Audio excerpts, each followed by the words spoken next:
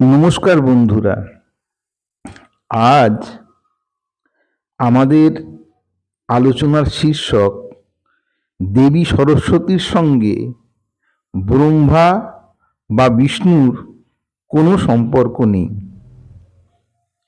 আমরা বঙ্গাব্দ 1432 অব্দের সরস্বতী বন্দনার প্রাক্কালে আমাদের এই ভিডিও নিবেদন করছি।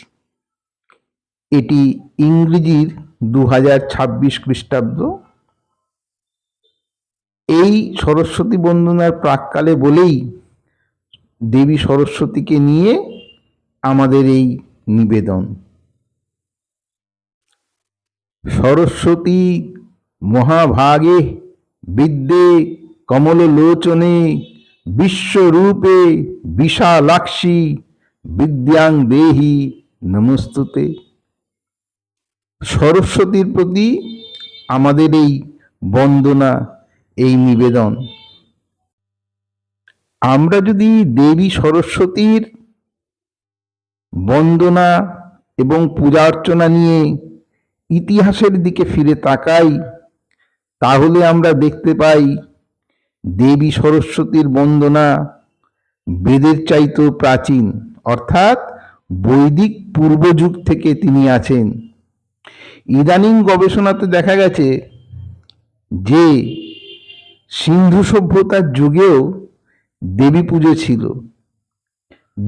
ছিল এবং তিনজন দেবীর বিশেষত আমরা উল্লেখ পাই।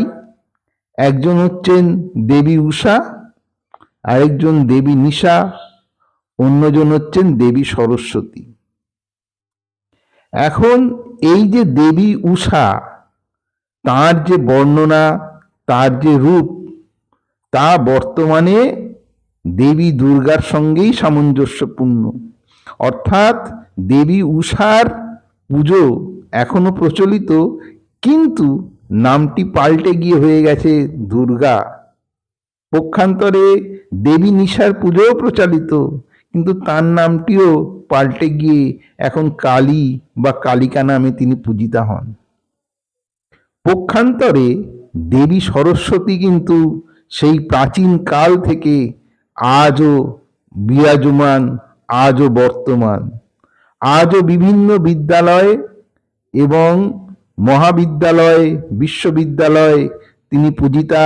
তিনি ঘরে ঘরে, বাংলার ঘরে ঘরে বিশেষ করে পূজিতা। এছাড়াও বাংলার পার্শ্ববর্তী রাজ্যগুলোর মধ্যে উড়িষ্যা, বিহারের কিছু অংশ, আসাম, এ সমস্ত জায়গাতেও তিনি পূজিতা। অন্ধ্রপ্রদেশেও তার পুজো আমি দেখেছি। কাজেই সেই প্রায় 5000 বছর ধরে তিনি আজও সমানভাবে পূজিতা। তিনি সেই হরপ্পা সিন্ধু সভ্যতার যুগেও ছিলেন, বৈদিক যুগেও ছিলেন, বৈদিক পরবর্তীকালে মৌর্য যুগেও ছিলেন, গুপ্ত যুগেও ছিলেন, পরবর্তীকালে পাল যুগেও ছিলেন, এবং তিনি আজও আছেন। পৃথিবীর ইতিহাসে এরকম উদাহরণ বোধহয় আর দ্বিতীয় নেই যে সেই 5000 বছর ধরে একজন দেবী আজও পূজ্যা এবং পূজিতা হয়ে আসছেন। প্রাক বৈদিক যুগে তিনি যে পূজিতা ছিলেন, তা আজ ঐতিহাসিকভাবে তার কিছু প্রমাণ পাওয়া যায়। বৈদিক যুগে তিনি যে পূজিতা, সে কথা ঋগ্বেদে উল্লেখ আছে। এখানে উল্লেখযোগ্য ঋগ্বেদের বেশ কিছু সূক্তে বিভিন্ন মণ্ডলে সরস্বতীর উল্লেখ আছে। তবে কয়েকটি অংশে সরস্বতী নদীকে পূজিতা হয়েছেন সরস্বতী নদী হিসেবে।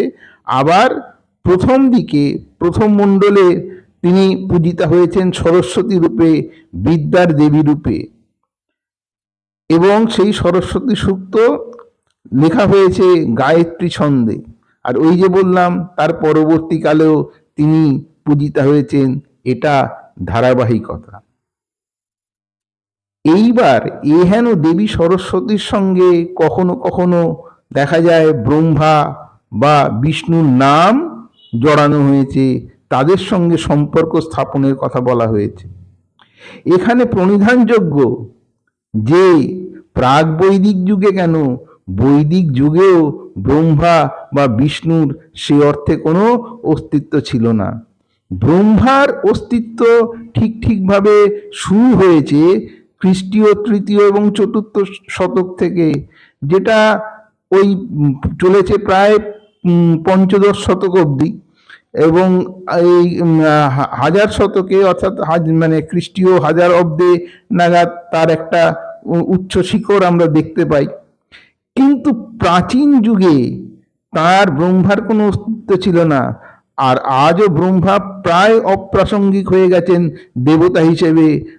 হাতে গোনা দু একটা মন্দির হয়তো কোথাও ইতিউতি চোখে পড়ে, কিন্তু সেইভাবে তিনি আর পূজিত নন। যেমন বৈদিক যুগে ইন্দ্র অত্যন্ত শক্তিশালী দেবতাদের মধ্যে একজন ছিলেন, তিনি দেবতাদের রাজা ছিলেন, ইত্যাদি ইত্যাদি। যেমন দেখা যায় যে পেগান আরবে অনেক দেবতা ছিলেন, তাদের একজন সব থেকে বড় দেবতা ছিলেন আল্লাহ, যার জন্য তারা বলতো আল্লাহ আকবর। তেমনি ইন্দ্র এখানে একজন বিরাট, তার স্থান ছিল দেবতা হিসেবে, তিনি বজ্র ছুঁড়ে মারতে পারতেন, তিনি ছিলেন দেবতাদের রাজা, তিনি স্বর্গের সিংহাসন আরোহণ করে বসে থাকতেন, ইত্যাদি ইত্যাদি। কিন্তু সেই ইন্দ্রের মন্দির আজ চোখে পড়ে না, ইন্দ্র পূজিত আজ সেরম কোথাও কিছু দেখা যায় না। এমনি করে বিষ্ণুর ক্ষেত্রে দেখা যায়, বিষ্ণু একটা সময় মৌর্য যুগ পরবর্তীকালে বিষ্ণু আস্তে আস্তে উঠেছেন, বিশেষ করে গুপ্ত যুগে লক্ষ্মী, বিষ্ণু এবং লক্ষ্মীর পুজোর চল, তাদের মুদ্রাতে বিষ্ণু এবং লক্ষ্মীর মূর্তি সবই চোখে পড়ে। কিন্তু বিষ্ণুর মন্দির আজও অনেক জায়গাতে আছে, বিষ্ণুর পুজো হয়, কিন্তু বহু জায়গাতে আবার বিষ্ণুর নাম পাল্টে, মানে বিষ্ণু হিসেবে নয়, বিষ্ণু পূজিত হন অবতার হিসেবে, রাম বা কৃষ্ণ রূপে তিনি পূজিত হন। কাজেই সেই সংজ্ঞাও পাল্টে গেছে। ওই যে বললাম ব্রহ্মা এসছেন খ্রিস্টীয় তৃতীয় এবং চতুর্থ শতকে, ওই গুপ্ত যুগে। বিষ্ণুরও খুব ভালোভাবে উত্থান হয়েছে এই গুপ্ত যুগে।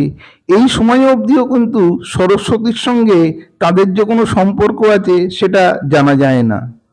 হঠাৎ করে যেমন পাল যুগে দেখা যায় বিষ্ণুর দুজন স্ত্রী দুপাশে, একজন লক্ষ্মী একজন নাকি সরস্বতী। কিন্তু তার আগে অবধি, গুপ্ত যুগ অবধি যেটা ছিল, বা তার পরবর্তীকালে প্রাকপাল যুগ অবধি যেটা ছিল, সেটা হচ্ছে যে লক্ষ্মী হচ্ছেন বিষ্ণু স্ত্রী, সেখানে সরস্বতীর কোনো ব্যাপারই নেই।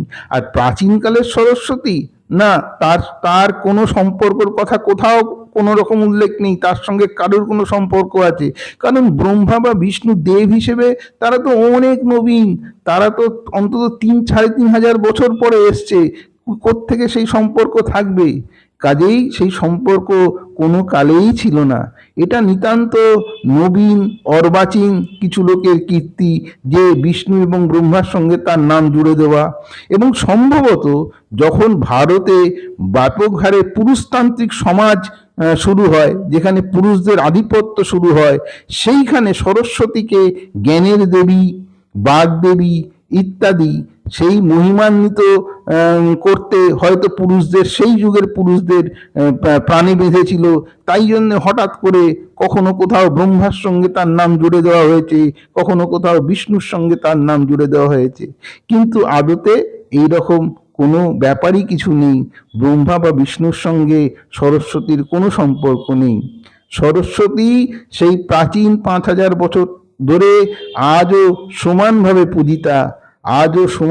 পূজিতা, এবং এটা ভারতীয় সংস্কৃতির একটা পরম্পরা, একটা কৃষ্টি।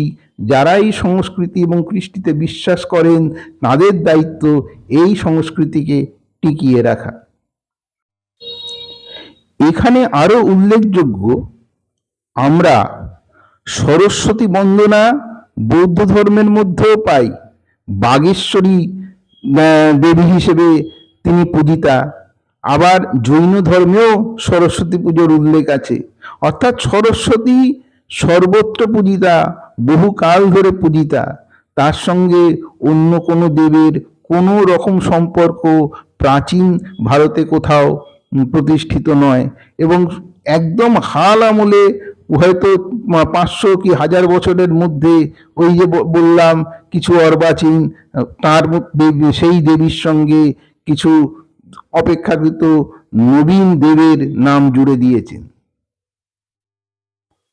বন্ধুরা, আমার ভিডিওটি ভালো লাগলে লাইক করবেন, শেয়ার করবেন, আমার চ্যানেলটিকে সাবস্ক্রাইব করবেন এবং আপনাদের মূল্যবান মতামত অবশ্যই জানাবেন।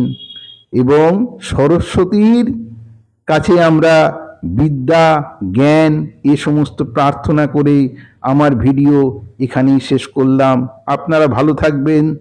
অনেক ধন্যবাদ। নমস্কার।